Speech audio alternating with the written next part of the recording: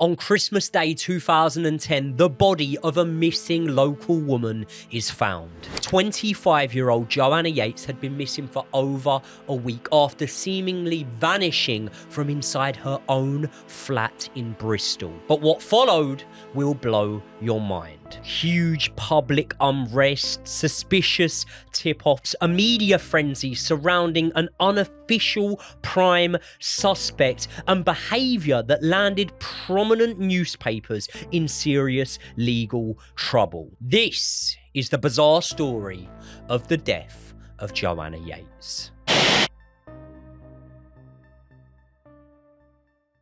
So in this video, we are talking about real people and a real true crime case. And as always, we will be referring to evidence that is in the public domain and that we have access to. So remember, we'll always be referring to that evidence. And I will warn you that within this video, we are going to be talking about the tragic passing of an innocent woman and details around her untimely death. So we advise discretion before watching this. And before we do get into it, we just want to say we really appreciate all of your comments on how we cover these cases, and what we will always promise to do is cover them as sensitively as we possibly can and always try to pay respect to the victims and the families that are involved. So now let's get into who Joanna Yeates was. Joanna Claire Yeates was born on the 19th of April 1985 in Anfield, Hampshire. She grew up in a very loving family indeed, with her parents, who were called David and Teresa, as well as her brother Chris. Her parents described her as their best friends, and they really loved her so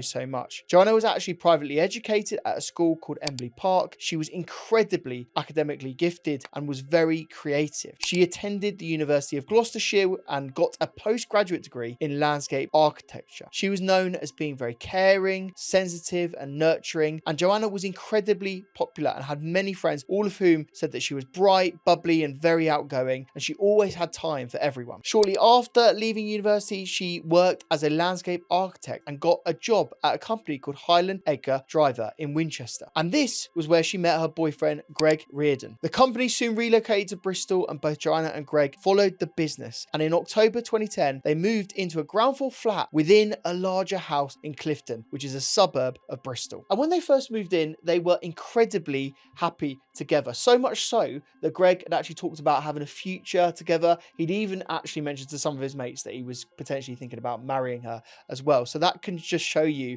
how much they actually got on, and so much so did they actually enjoy spending time with each other. It's been described that they actually spent all of their free time together. They were basically barely apart, which made the moment in which they had to leave each other so sad. Basically, Greg had to go and see his family in Sheffield over the Christmas period, and unfortunately they had to separate just for a weekend, so it wasn't even that long. But even in that time, Joanna had said to friends that she still felt incredibly sad, and she was trying to fill the time with as many activities as possible to try and get over the fact that she missed her partner Greg. So their relationship seems so happy, so sort of normal, and it's just so gutting that they had to spend so much time apart. Yeah, and it was the first weekend that they were ever apart. Joanna had said this to quite a few of her friends, and like you said there, they were offering her alternatives in how she could fill her time, how she could keep herself busy, and before she knew it, Greg would be back and back to happy home life. And one of them was Joanna's friends invited her down the pub. On the evening of December 17th, she headed to a pub called the Bristol Ram. That was actually with some work colleagues. So some of her work friends had invited her down there. Joanna went down there, but Joanna didn't spend that long in the pub because she actually had to get back and do some baking, some prepping in preparation for a party that her and Greg were going to be throwing over the festive period. So she leaves the pub and she sets off home, and en route she's caught on CCTV in a bunch of different locations, but two of them being supermarkets. She enters a Waitrose, doesn't buy anything. She then goes into a Tesco's where she's caught on CCTV footage buying a pizza. Shortly after that, she had visited an off license and bought 2 small bottles of cider Teresa, that trip home would seemingly be the last time anyone ever saw Joanna. Now, in between this period of time being caught on CCTV and returning home to her flat,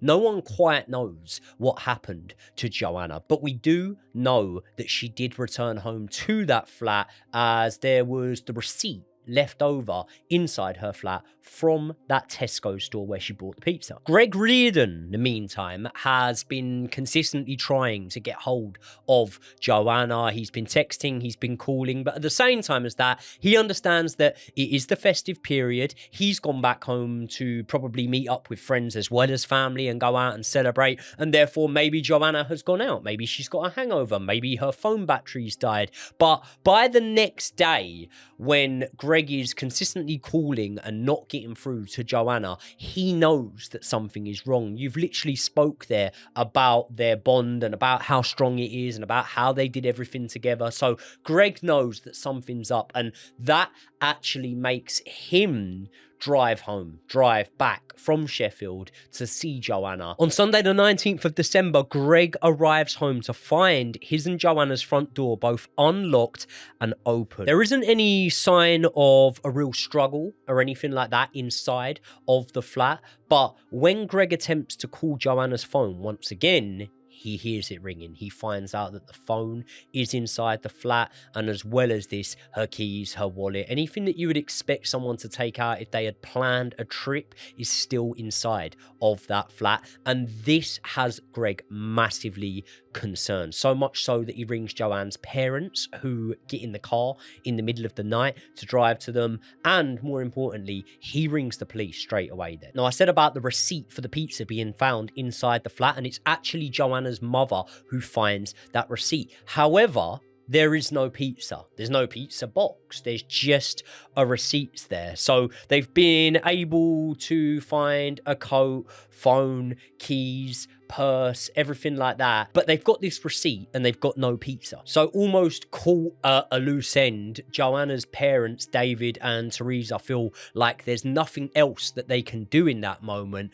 but actually go out and start hitting the pavement, start actually looking for Joanna themselves. And they do, but obviously nothing really presents itself. They don't find anything. They don't come across anyone with any information. And that's when they actually return to the building in which Joanna's flat was in. And they're approached by two people, a woman and a man, and it actually turns out that those two people are occupants of the building. This building had more than one flat, as well as the flat that the landlord lived in as part of the building. And these two occupants are a man named Vincent Tabak and his girlfriend Tanya, who both actually offer their help to the parents and let them know that if they can be of assistance, if there's anything they can do, any questions they have for them, feel free to just let them know. And police very quickly, with all of the evidence that they've been able to obtain from this address, come to the conclusion that this is not a runaway. This is not someone who has decided to voluntarily get away. This is most likely an abduction. And due to the fact that there's no sign of forced entry, it's most likely an abduction from someone that Joanna knew. So we're still on Sunday 19th of December 2010. The police officially start their full-on investigation. And to be fair to the police, they took this investigation very, very seriously indeed. There was a full search. They went through everything they possibly could. They looked through hundreds of hours of CCTV. This was extensive. Now, the first thing they actually immediately did was question everyone in the general area. So basically, they looked through all of the block of flats, and they also had to look at the people that were closest to Joanna. So the person that was closest to her was obviously Greg. So they immediately start thinking about him and looking at him as a suspect. What was clear, and I think this is very obvious to say, was that Greg had an alibi. He had a clear place where he was with other people. And so it was very overt at this time that Greg wasn't a credible suspect. What else did they have in the way of suspects at that time? Because obviously when we were speaking about it, police had obviously theorised by this point that not only was this a potential abduction they were looking at, they were saying that the chances were, because the lack of signs of forced entry, it's going to be someone that Joanna knows. Exactly that. So basically, as I say, they start going through all of the neighbours, they start talking to them, and there was someone that was a neighbour that they initially suspected. The neighbour that approached them, are you going to say, on the driveway? No, not the neighbour that was approaching them, but the landlord. This guy was called Christopher Jefferies. He lived in the flat upstairs, Joanna, and he actually had a key to Joanna's flat. Not just that, apparently he had helped start Greg's car the day before. So basically what he had known was that Greg wasn't in the area at the time. He had. And Greg had actually gone on to confirm that he had told Christopher that he was going away. We'll get in to Christopher's character and whatnot as things go on. But one thing that can be said for sure is that Greg and Joanna, despite, you know, what the media made out of Christopher after this, Greg and Joanna had a good relationship with Christopher.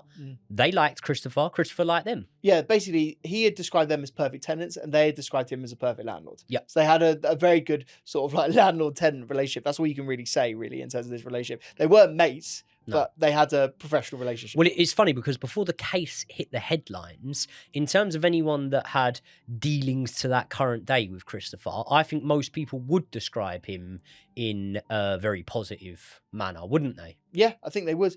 This is the thing. We'll get into the media portrayal of him at this time, but I think if you ask Greg, who at the moment in time is the key person that you'd want to ask this, what sort of a person was he like? I think he would have said he was a very good person. To be fair, quiet, kept himself to himself, but a good person. At the same time as saying that, if I'm a family member of Joanna's, right? Regardless of whether I think this guy's cool, whether I think he's a good person, whether I think he's got a kind heart. If I'm a family member of Joanna's, knowing that this man has a key to not only Joanna's flats, but any flats within that building, and knowing that obviously Greg had let it be known to him that he was going to be away that weekend, I want Christopher pulled in for questioning. Yeah, I think so. And look, they did that, but they also questioned lots of other people as well. So they went around the block and they actually spoke to the neighbours. We've obviously just spoken about them, Vincent Tabak and his girlfriend Tanya. They were also spoken to. As you said, they live in the flat right next door to them. And they weren't suspicious of these two, mainly because Tanya had been very helpful when they first were talking, whereas Vincent was quite quiet, but they didn't really suspect him as a result of that quietness. It was sort of one of those things where he didn't necessarily have that much to say to the police.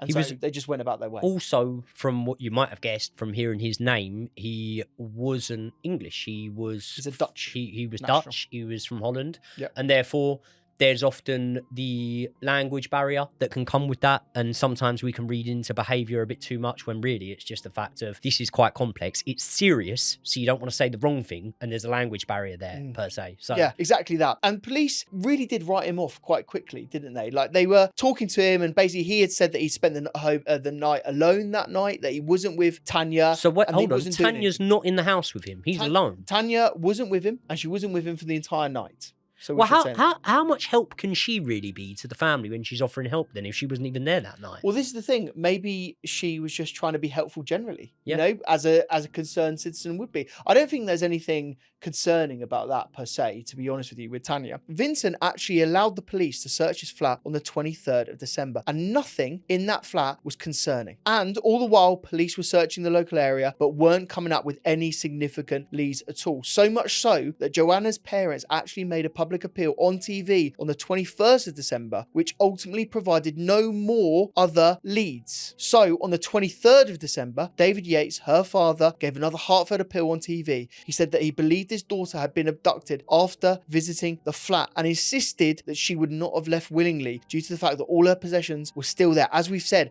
the keys, the coat, her mobile phone and her purse were still there. The scene was clear. It was as if someone had returned home and went about their normal business and something unexpected has happened. During this time though, the media were frantically working to try and piece the case together. This was especially the case because it was in the lead up to Christmas, so they were desperate to try and find her before Christmas. The Sun newspaper actually offered £50,000 for information on the case, as well as £10,000 offered by Crime Stoppers.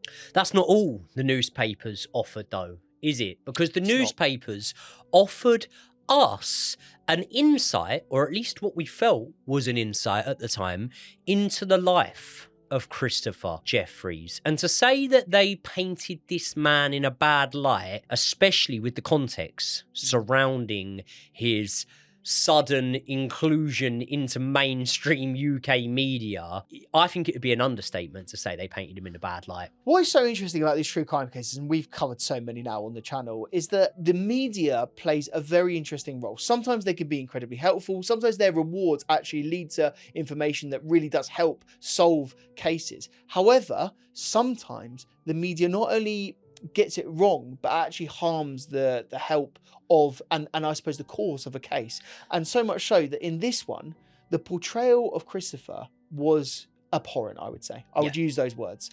They basically described him as the creepy professor, the creepy teacher, that, you know, was inappropriate with his students. They were very, very selective, by all accounts, in the stories they ran with and the people who they included stories and statements from. Most of them, if not all of them, as far as I can remember, were anonymous, by the way. So most of them didn't want to actually put their name and their face to the accusations that were flying about. But all of it as well, very sort of...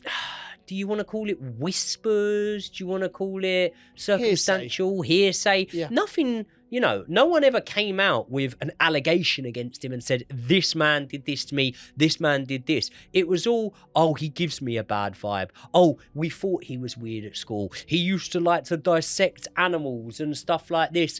All stuff that, correct me if I'm wrong, Josh, isn't really that relevant to the case. It isn't that relevant to the case. And what I feel happened is that this story spiraled. Basically, what they found out was that this man was a slightly odd man. You know, he would sit at home. He didn't have any technology. Like, basically, he wouldn't have a mobile phone. He didn't have TV. When he went home, he just read books and enjoyed his own time. Nothing wrong with that, by the way. Odd. Yeah. By today or by 2010 standards or expectations of what they expect from a man from society. The fact that he wasn't in a sexual relationship, the fact that he didn't own a TV, and the fact that he preferred to digest his entertainment through books rather than through watching the TV or sitting and scrolling on an iPad or whatever, it doesn't actually make him weird. No. It just means that he's not in line with what we expect from society. But this is what I mean by spiraling, right? Because it's gone from a man who is slightly strange and abnormal in the eyes of some people. By the way, we'll make that very, very clear. Some people that were inherently wrong, by the way. And it gets worse and worse. He was described in one newspaper as being like Hannibal Lecter. More so, he was described as a sexually perverted voyeur and being obsessed with death. And also... Hold on, just quickly. How can you be like Hannibal Lecter? I don't know how you can be like Hannibal Lecter's a cannibal, isn't he? Yes, he is. So how can you be like him? I mean, unless this person, you are. You either are or you aren't. Yeah. Unless you saw him eating a fucking human liver, you're either like Hannibal Lecter or you're not. Yeah. Sorry. It gets worse. That they even said that he was a convicted nonce. They even actually said that in the press. Well, that's easy. You can prove that one. Without any evidence. It's a disgrace. And did they prove it? They proved themselves to be a bunch of fucking idiots who cost their company lots of money, but we'll get onto that at a later date. And what I'll say at this point is that the police didn't really have any other leads to go on. But just quickly, we want to use this opportunity to quickly thank all of our members. We have so many of you guys now that have become part of the channel and that are leaving their own genuine print on this channel. So many of the cases that we have covered recently have been members' suggestions, and it really is the only way that you can leave your print on this channel. You can become a member purely through clicking the link in the description to this video, and for less than the price of coffee in London, you will get all of the content posted that month exclusive up to 48 hours before it is posted to the general public. Thank you so much to all of you. Let's get back into the video. Soon after this, the case was blown open by the discovery, unfortunately, of a body. Yep, it's on Christmas Day 2010, the 25th of December, when a couple of dog walkers come across a very gruesome discovery. That is the snow-covered body of Joanna Yeates, found just off of a country lane in Somerset. However, despite the initial identification process being carried out by police, due to the body actually being frozen, it took over a week to officially confirm the identity. Joanna was found fully clothed but without shoes and with just one sock on. It's at this point when once again all of the occupants of the building are questioned again, including Vincent Tabak and his girlfriend Tanya. However, what's becoming quite apparent at this point is that Vincent Tabak is very, very happy to let his partner do all of the talking for him. And it's only at this point that Tanya actually reveals to the police that she was at a party that night and therefore Vincent was at home, which for me really changes everything in the course of this story. Tabak tells police that he was simply alone at home waiting for his girlfriend Tanya to finish at the party that she was at so that he could go and pick her up. And he actually gives police the somewhat revelation that despite living under the same roof, more or less, as Joanna for over 2 months at this moment in time, he hadn't ever seen Joanna before. Do you believe that to be a possibility, that he could have been living in that building all that time and have never seen Joanna? Well, it makes you a bit suspicious, doesn't it? Like, it doesn't feel like it's a legitimate thing to say, to not even see your neighbour. Like I think at this point, Joanna had been living with her partner Greg for 2 months in the building. 2 months is a long time to never see your neighbour, like never come into any contact. And I think the key thing to point out here is this is a converted townhouse. So this isn't like a big block of flats in that you could, in theory, miss someone in a hallway because you're going up a lift and you're not seeing people in the general area. This is like a house. Like you would be closer to these sort of people and you would definitely see them. 100%. 100%. And at the same time as Vincent being questioned, Joanna's body is being looked at. You know, there's a post-mortem going on, and that reveals that there is third-party involvement. Joanna's death is revealed to have come as a result of strangulation. What was also found as part of this examination was that Joanna had died on the night that she went missing. And importantly, there was no pizza found in Joanna's stomach. So as you can imagine, police are scrambling at this point because we've gone from a missing person case to a murder case. But they actually did get a bit of a break at this point. 2 neighbours came forward and said they actually heard screams on the night in which Joanna returned home and apparently then was abducted from that point on. Now, those screams were very loud and apparently they had said, "Help me." Now, Joey, what I've never been able to understand in this case is that those people didn't go and actually assist Joanna or go to see what this person was. I've never understood when you've heard screams, 2 different people, by the way, "Help me," in an apartment block, that you wouldn't think that something's wrong. That doesn't feel like a normal thing to say.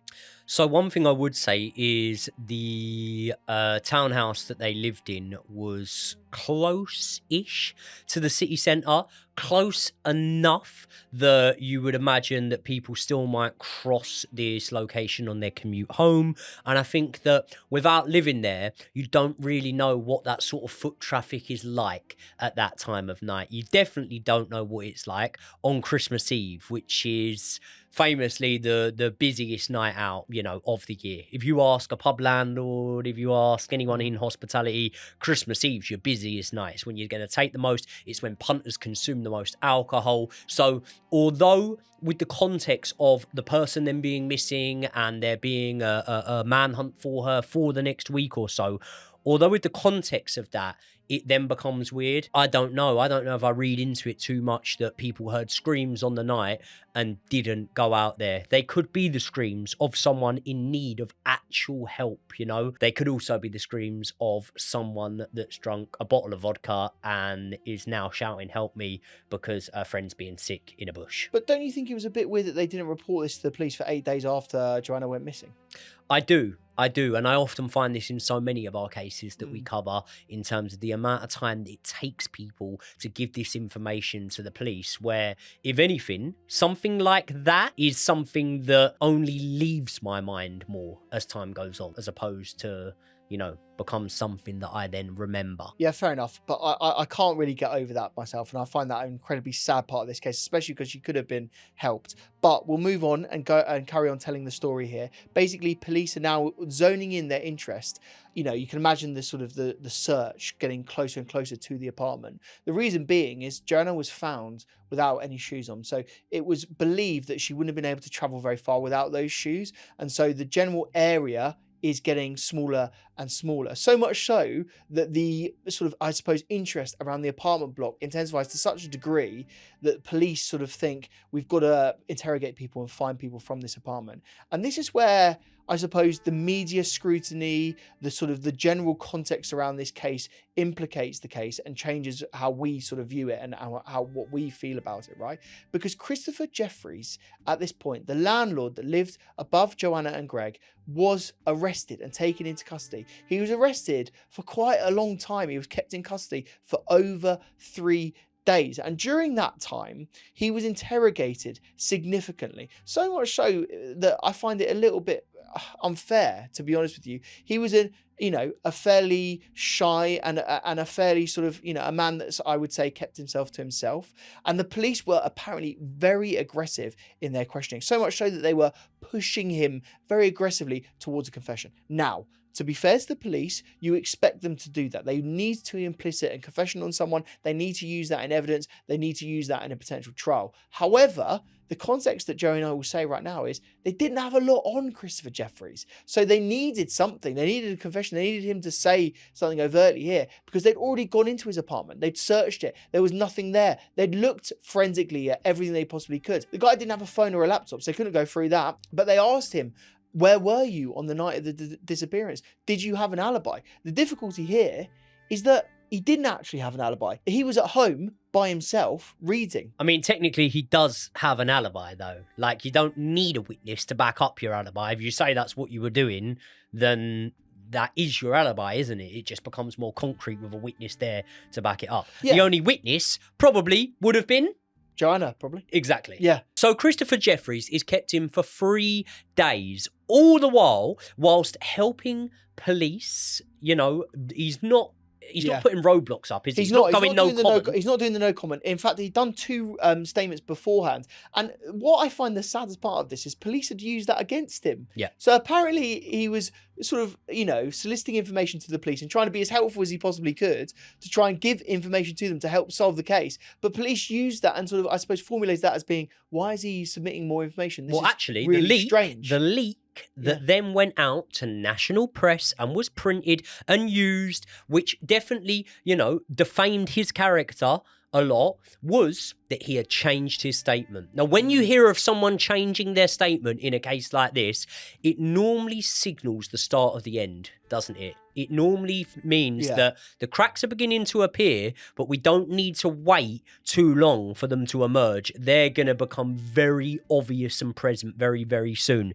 Josh, he never changed his statement. He added to his initial statement. The man was trying to be more helpful, but as a result of that was vilified by both the press, but not only that, behind closed doors, and this is alleged, by the police force as well as that. What do you mean? What do you mean with the police force? I don't actually know this. Well, firstly, that is not normal practice to keep someone in for 3 days with zero evidence. No, they had to. You're only allowed to do 24 hours. They had to apply for more time. Yeah. So straight away, that's not treating someone. I get that you can't bring someone in, for questioning without any suspicion of doing so, but it's not treating him on a level playing field. Let's say, for example, like a Vincent Tabak was treated.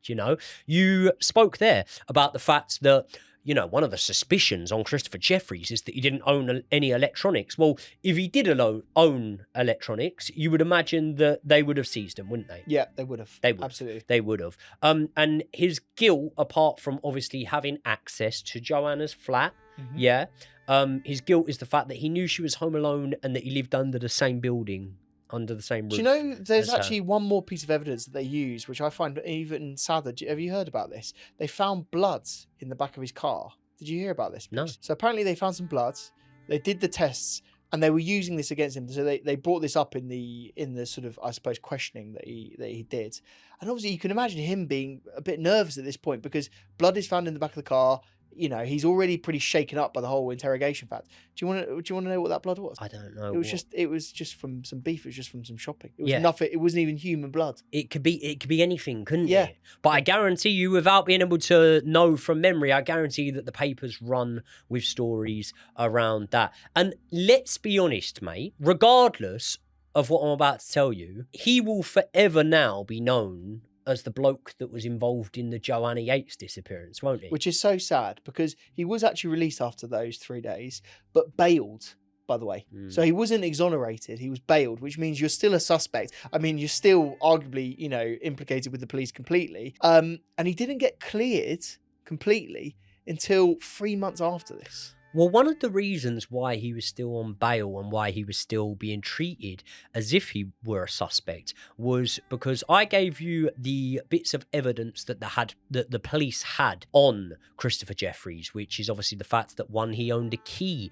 to Joanna's flat as well as the other flats inside of that building, is that, two, he knew that Joanna would be home alone that night, and that, three, no one was able to back up his alibi. However, once he has become the figurehead of this case, once he is suspect number one, another bit of evidence comes out against him. Do you know this? No, go on. What is it? Police receive a tip-off. They have a phone call, and that phone call is that Christopher Jefferies used his car that evening, which would immediately go against the run of events that he gave police from that evening. He said, did he clarify and say, I never left the apartment that night? Yes. I was literally just at home reading the entire night. Yes. Okay. I can confirm that is what he said to the police. However, the police have now had a tip-off that his car was north-facing, and then when this person saw it, it was then south-facing, which means that he must have left the building. Who was the tip-off from? I've heard that tip-off came from another neighbour of Joanna.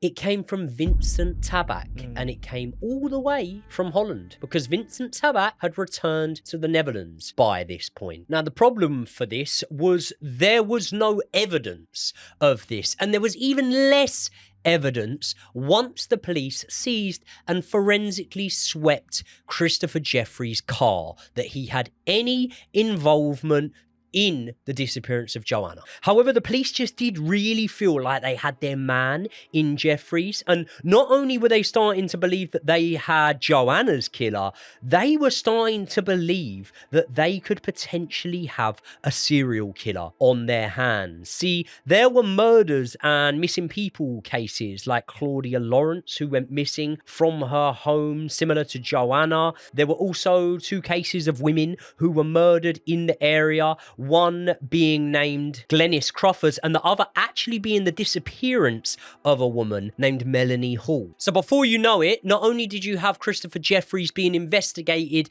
as the potential suspect in the murder and disappearance of Joanna Yeates, he's now also a potential serial killer in the eyes of some of the public. The way this man was treated is honestly ridiculous. And after being released after a couple of days of questioning, it was still nearly a year later that he was officially exonerated as being a suspect. Yep, and that's not just the end of the story of Christopher Jefferies yet, because he actually then went on to sue some of the newspapers for libel, and he won substantial damages from up to 8 different newspapers for all of the stuff that they were writing. Basically, they had no evidence or no foundation on any of those articles, and he rightly won that libel case and rightly got substantial amounts of cash as a result of that. But it wasn't just that, he actually got an official apology from the police as well. So at this point, he was, as Joey said, exonerated. He was sort of, I suppose, given some heart from the case from the newspapers. But in a weird way, mate, his legacy, the way he's looked upon, will be forever tarnished just because of the way it was perceived and communicated at that time. Some people might not even know that libel case has happened. So some people might still form that, I suppose, belief about him. But in terms of the story, this is the last point in which we sort of talk about Christopher Jefferies. Now we've got to talk about the next suspect, or the one that we really should hone in on.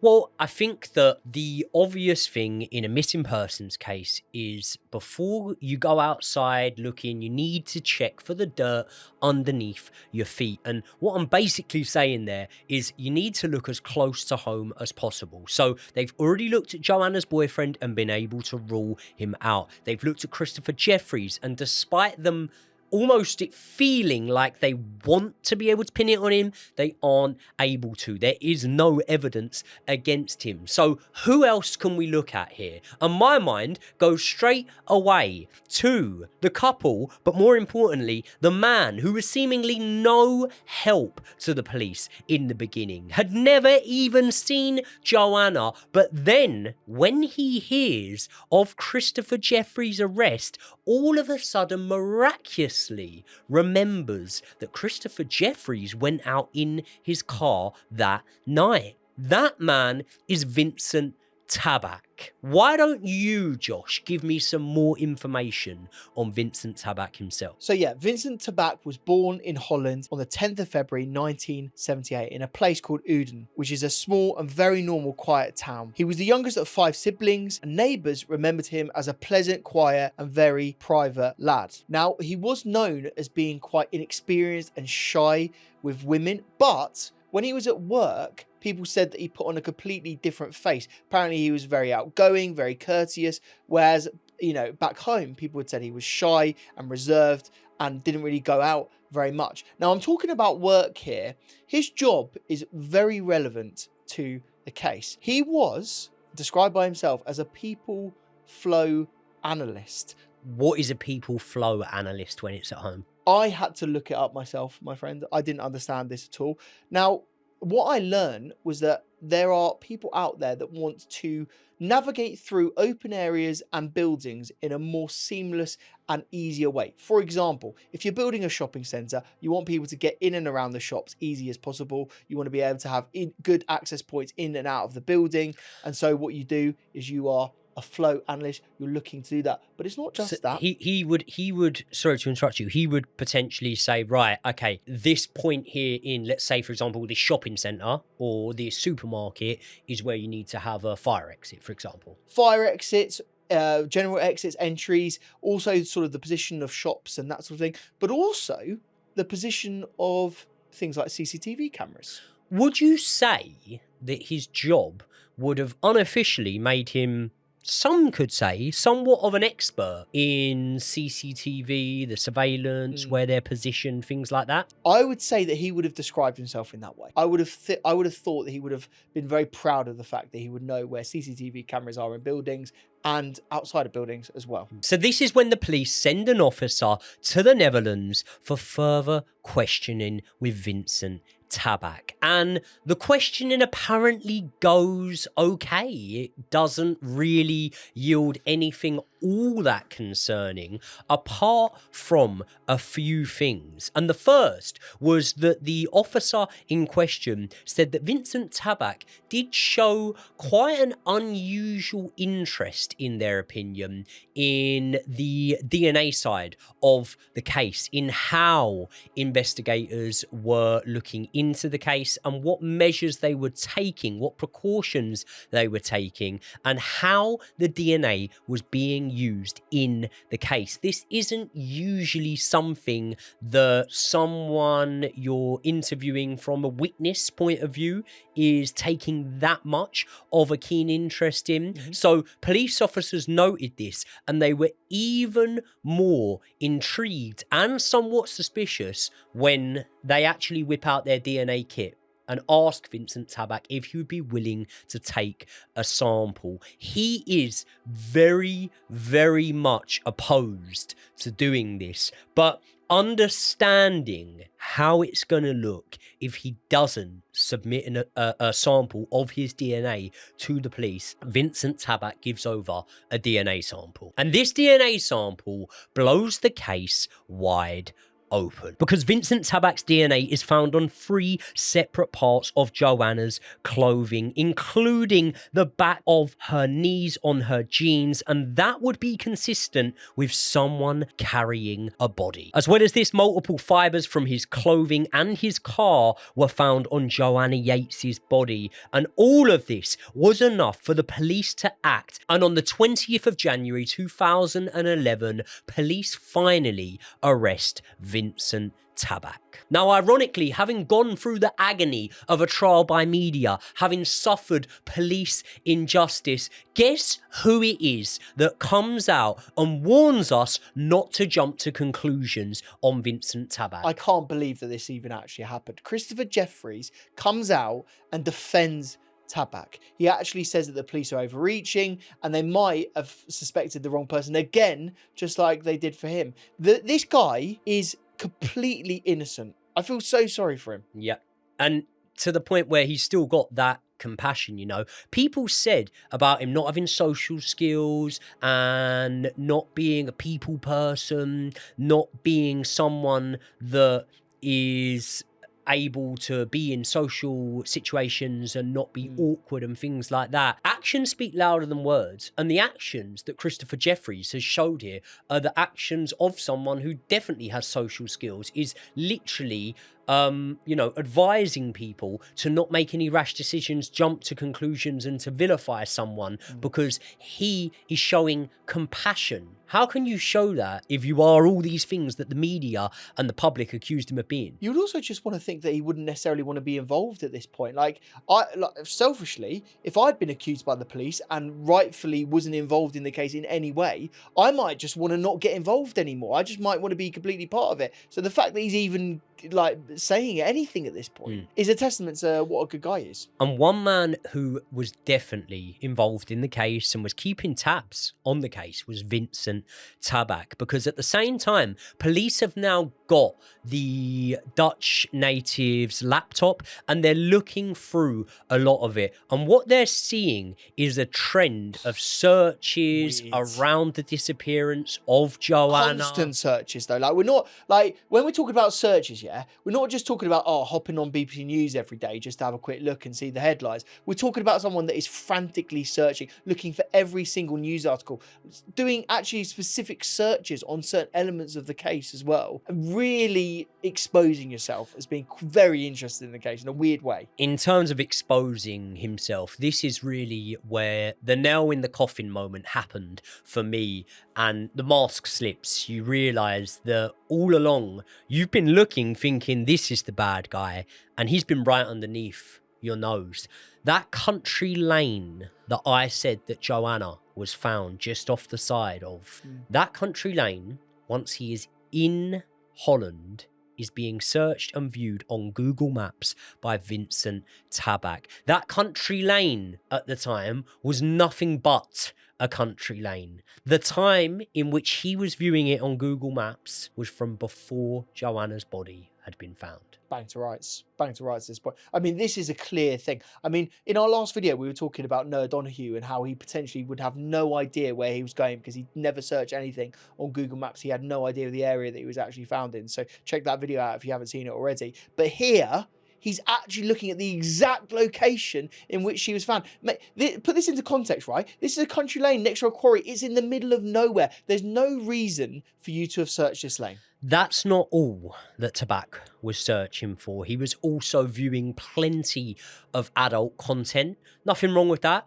But what is weird is the nature of the content. And most of it being of a nature that revolved around women being mistreated in the content. It was violent adult content, strangulation, women being choked and left outside, real concerning content that mirrors the situation that Joanna may have found herself in. And yeah, that's absolutely awful, to be honest with you. And this is the thing, I've heard some people sort of saying, oh, you know, there's nothing wrong with watching adult material. This is awful adult material. I think there is something wrong with there watching. is something wrong with watching that. This No is one clearly, watches that. This is clearly wrong. And it wasn't just that as well. There were other searches going on this laptop at the same time. He was looking up the difference between the time in which you'd get in prison for manslaughter versus murder. Specifically, in the UK. Ridiculous. So why would he want to know that? He's back in Holland. Why would he care about UK laws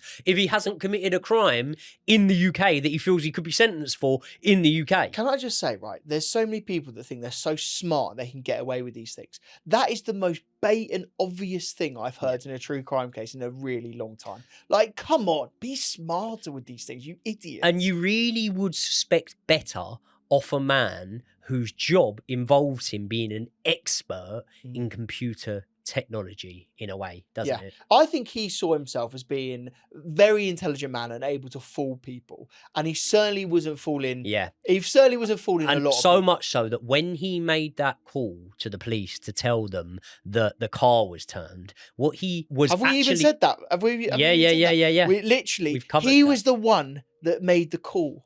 And ridiculous. What he would have thought was, this is a genius move. Yeah. This is a masterstroke. In that moment, what he actually did was made sure that as soon as the police had enough to rule out Christopher Jefferies, you're the next person they're going to be looking at, my friend. Yeah, because you're, again, trying to plant a seed. This is really obvious. Police are not stupid. They know if you're trying to make out that someone could be a really good suspect. It's very two-dimensional. Like, it's a very simple thing to go into. So let's go into the police interrogation. They actually get Tabak. They take him to the police station. And now they finally start doing an interrogation of someone they probably should have been. And he actually has got an alibi, hasn't he? Because he said that he visited a local supermarket that night. And, surprise, surprise, he's caught on CCTV inside of a local supermarket that night. So surely he couldn't have done it. Well, this is the thing, you know, he sees himself as a very smart man. He goes into the supermarket, he buys some trivial items, he gets a receipt,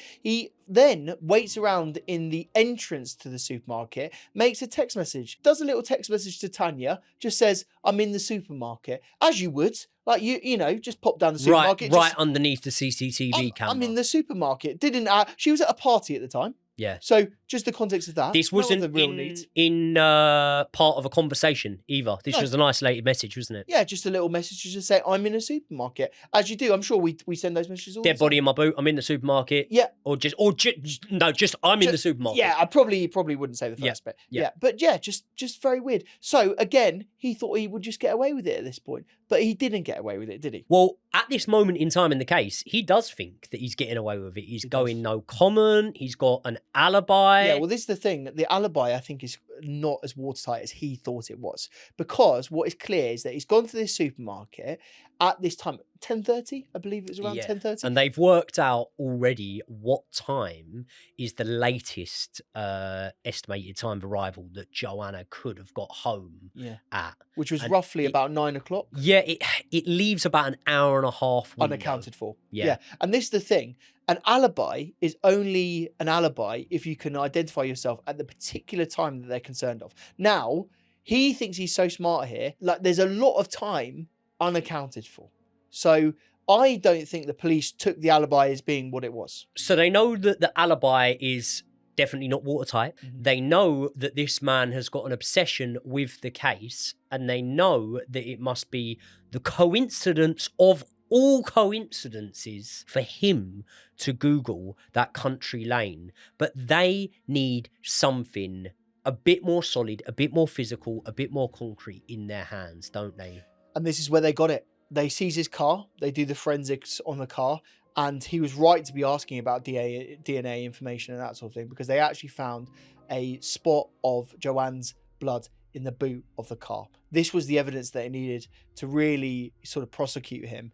And this is really where, you know, the story ends for Vincent Tabak. And it's at this point on the 22nd of January when Vincent Tabak is charged with the murder of Joanna Yeates. Now, Vincent Tabak has never actually gone into detail, despite admitting to the police that he was the man that carried out this murder. He's never told the police or anyone else for that matter what happened that evening. And that means that police can only summarize a theory of what they believed unfolded that night. However, what they believed happened is that Vincent Tabak saw Joanna return home that evening. He then followed her into her flat before pinning her down by the wrists and, police believe, trying to sexually assault Joanna. They believe that Tabak killed Joanna inside of her flat before carrying her to his car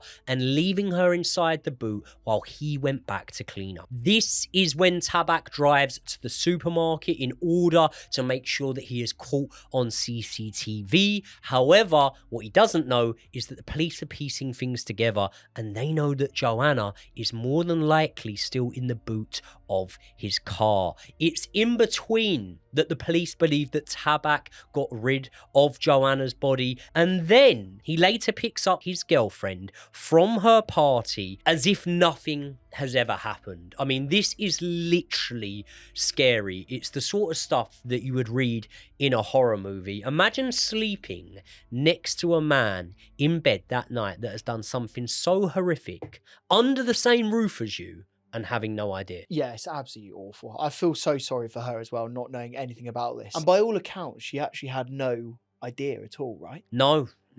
And I think that in this situation, there's a lot of the time when I really do question things and I think, not too sure about that. From the research I've done in this situation, I don't think she did have any idea of Tabak's behaviour, of his actions, anything like that. Yeah, so let's talk about the bits just before the trial and let me get into the trial to actually see what happened to Vincent Tabak as well. Initially, before he actually goes to trial, he was actually placed on a watch because they were fearful that he was taking his own life. Not only that, they also moved him from one prison to another because they were scared for his own safety. Obviously, as we've said, the media was a huge part of this case and they actually knew that the prisoners in the jail that he was in knew about it and knew who he was. They were fearful at this time and they wanted him to be alive and fit and well to be able to stand this trial and face justice for himself. And this horrible man actually tried to insinuate at this time that the DNA evidence used by the testing laboratories was insecure. He actually said that they were fabricated by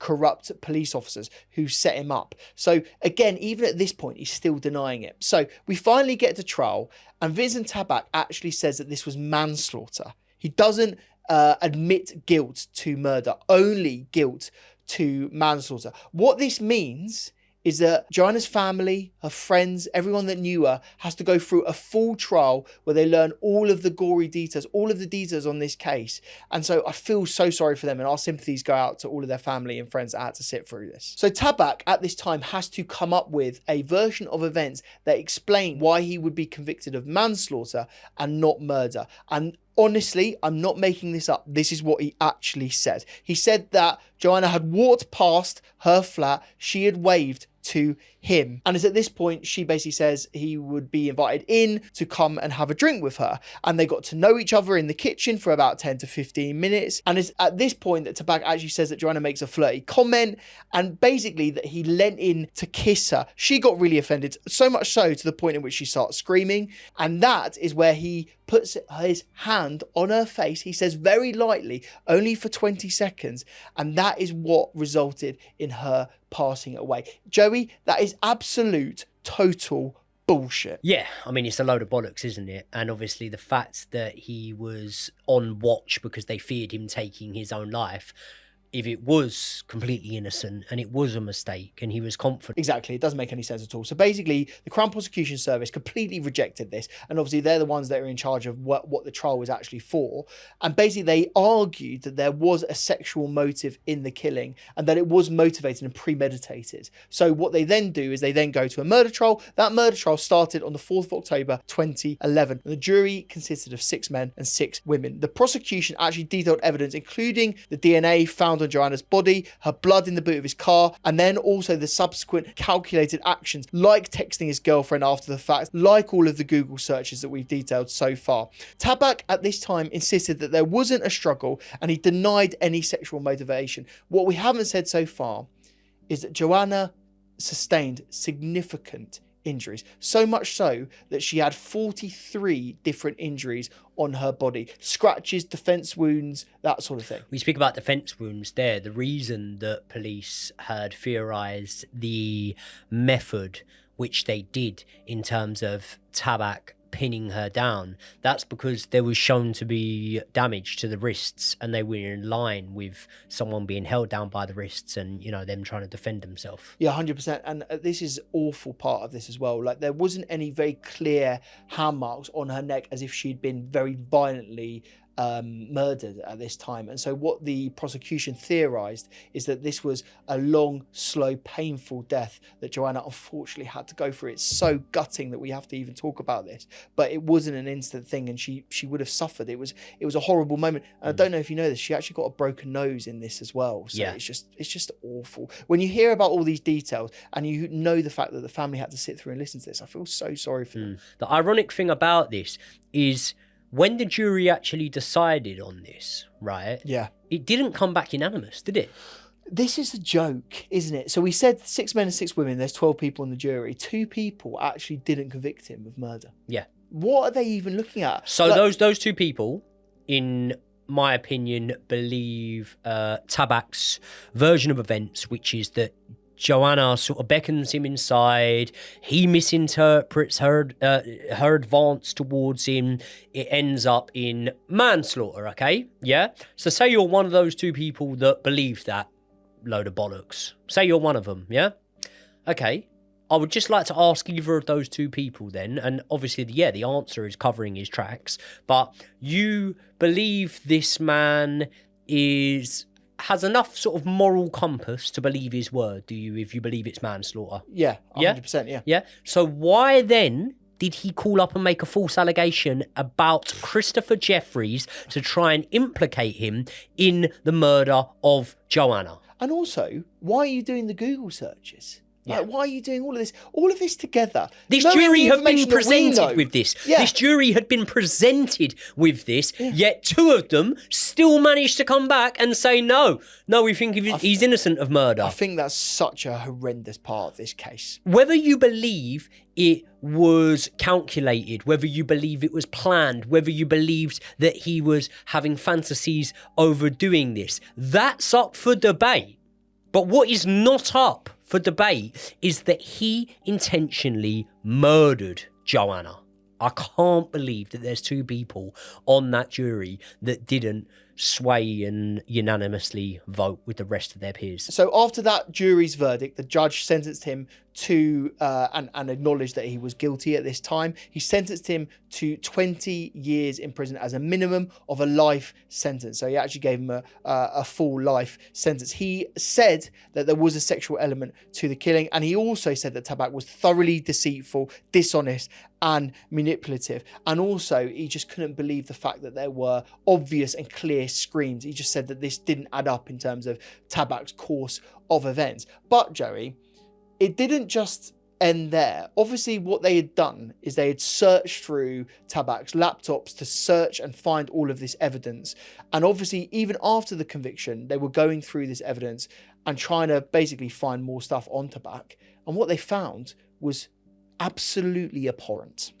Yes, police found over 100 indecent images of children. And this is why all these fuckers just fall into the same category for me. If you're sick enough to do that to anyone, to a woman in particular, a vulnerable woman at that time, young, 25-year-old, just moved into a flat for the first time. You've been observing them. You know she's got a partner. You know that the partner's away. I mean, your job is an analyst of movement. So clearly you would know the movement of the people that are living under the same roof as you. This man is a sick piece of shit. He's a sick piece of shit, but then why does he only get 20 years? After everything that we've described, all of the the searches that he was doing, the pornographic content that he was searching, the murder itself, the indecent images, all of this evidence we're putting up, he's eligible for parole in 2031. That's the maddest thing about it. And do you know what's mental about this case? He's locked up in a UK prison, right? He tried as hard as he could to be extradited is the word, yeah. To a Dutch prison. It wasn't possible. So he's locked up inside a UK prison. Now, you know what I'm like, fucking prison tales and whatnot. If he had any sort of wrongdoing happen, or if he had been the victim of any assaults or anything like that while he had been inside, I would have learnt about it, which leads me to believe that he's been able to be on the nonce wing, fly under the radar, and that means that when it does come to his first appearance in front of a parole board, which will be on that 20-year mark, as you can't even get out for good behaviour then, he's actually very likely to get out when he appears before a parole board. One, as a consequence of our prison system being fucked at the moment in the UK, of it being completely overpopulated. But two, as a consequence of the fact that he wouldn't have been offending whilst inside of the prison. So it's highly likely that he'll get out when he appears in front of a parole board. So yeah, that was the case of Joanna Yeates. We have to say at this point that we send our deepest sympathies to all of her family and friends and everyone that had any contact with Joanna. This story was absolutely abhorrent, and we hope that Vincent Tabak rots in jail for as long as physically possible. What we should also say, Joey, is that we send our condolences at this time also to Christopher Jefferies, who had to go through an intense amount of pain and media speculation, who did win his libel case, but as I said back in the day, he would have had to deal with the ramifications of his reputation for the rest of his life, potentially as well, which is absolutely disgusting. I just want to say thank you so much for watching this video. If you do want to watch another case that is just like this one, why don't you check out the Claudia Lawrence video on screen right now? And if you didn't want to watch that one, there is also another video that YouTube recommends just for you on screen. We'll see you in the next one.